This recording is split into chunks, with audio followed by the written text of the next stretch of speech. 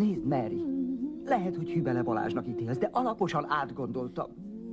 Te vagy az, akire egész életemen át vártam, és ezt nem szégyellem bevallani. Kérlek, hadd fejezzem be. Megőrülök, érted? Még soha nem éreztem így senki iránt sem. Miket beszélek?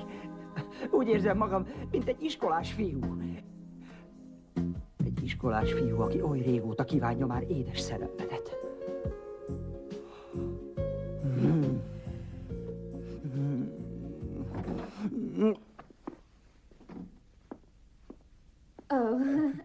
Azt hittem beszél valakivel. Mary.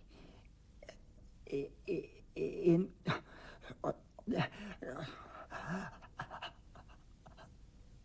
Oly régóta kívánok egy iskolás fiút. Talán jobb, ha most elmegyek. Nem, én... Miket zagyválok?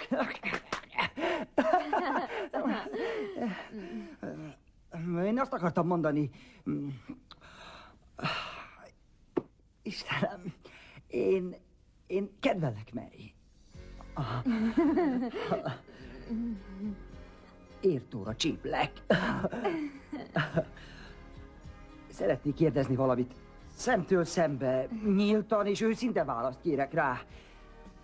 Vajon milyen esélyei lehetnek egy magadfajta krapeknak egy magamfajta csajcinál, hogy összemelegedjenek? Nos, erre nagyon nehéz válaszolni, hiszen nem is... Neki még. Az igazságot akarom. Nagy utat tettem meg azért, hogy lássalak is. A legkevesebb, hogy őszinte vagy. Mondd, van esélyem? Nem sok.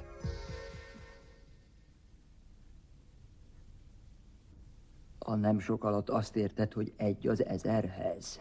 Inkább azt mondanám 1 a millióhoz.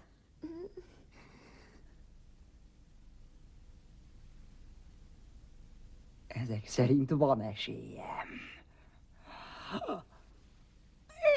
Igen! Köszike!